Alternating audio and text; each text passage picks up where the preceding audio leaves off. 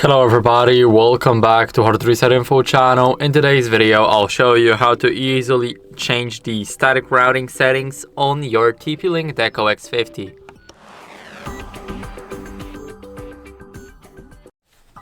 So first, what you guys want to do is go over to more in the app.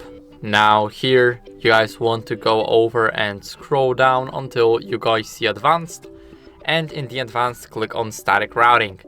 Now here we can basically create the static routing. Here we can click on system routes, and I am not connected to the network right now, but here you guys will be able to change the static route settings. So that's basically it. I hope this video helped you. If it did, then leave a like, sub, and a comment, and I'll see you in the next one.